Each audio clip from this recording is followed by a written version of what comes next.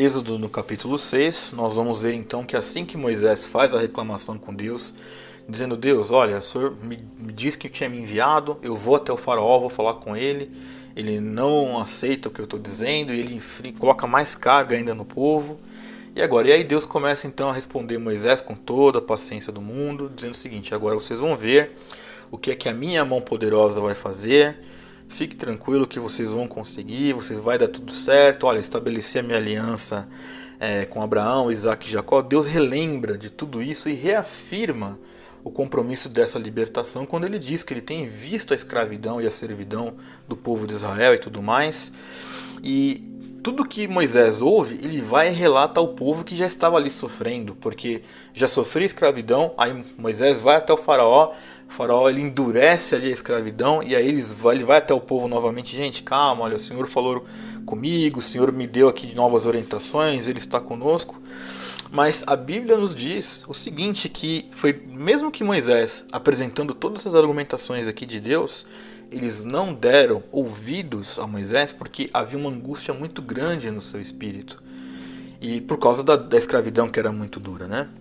Então, continuando aqui a nossa explanação desse texto, né, Moisés volta lá e fala com o faraó, e enfim, ele vai ter que fazer isso, mas quando Deus fala assim: olha, Moisés, vai lá e fala com o faraó, ele responde isso: mas Senhor, se eu estou falando com o próprio povo, e o povo não me ouve, quem dirá o faraó me ouvir, né? De novo, Moisés dando as suas desculpas, que eu vou dizer que são até razoáveis, porque hoje nós lendo a Bíblia é muito mais fácil de fazer algum tipo de comentário, mas olhando para aquele cenário era muito difícil. Então, no fim das contas, nós estamos aqui vendo que havia ali um povo tão amargurado que mesmo Deus havendo falado com Moisés e Moisés anunciando o que Deus havia dito, esse povo já não queria mais ouvir. Por quê? Porque a angústia do espírito era muito grande e a dor da escravidão também era muito presente, extremamente dolorida. E isso me dá o alerta de que nós devemos ter muito cuidado justamente com esse tipo de angústia do nosso espírito.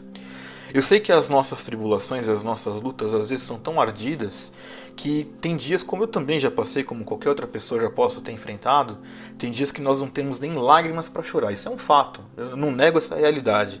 Mas nós devemos ter bastante cuidado a ponto de que essa tristeza não tome um lugar dentro de nós tão grande que nós não vamos ouvir nem a palavra de Deus. Isso é muito sério.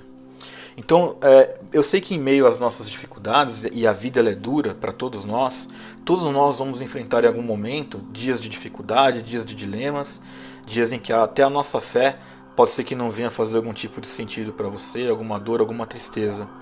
Mas o que eu peço para que você não desista, porque você não pode primeiro permitir com que essa tristeza ela tome esse espaço dentro do seu coração. Essa é a primeira das coisas.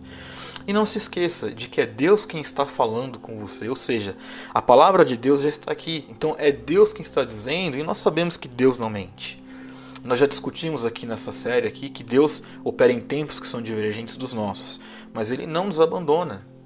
Então nós devemos continuar crendo em Deus. E aqui olhamos mais uma vez a humanidade de Moisés, que diante de tudo isso ele ainda argumenta contra Deus. Você vê que é uma coisa presente e constante, né? Mesmo ali fazendo as coisas, mesmo trabalhando em relação àquilo que Deus havia determinado para que Moisés fizesse, volta e meia ele vinha: mas Senhor, esse povo não me ouve, se esse povo não me ouve, quem dirá o faraó?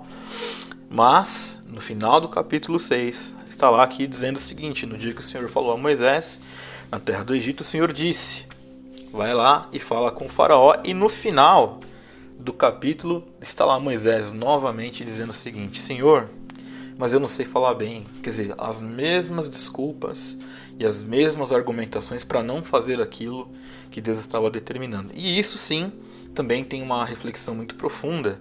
É que, como eu já comentei aqui em outros vídeos, nós somos maravilhosos para dar desculpas, mas nós, com todo o amor que eu tenho no coração, eu digo para você, meu irmão e minha irmã que está me assistindo, nós deveríamos ter vergonha na cara de pararmos de dar sempre as mesmas desculpas para as coisas que Deus pede para que nós façamos.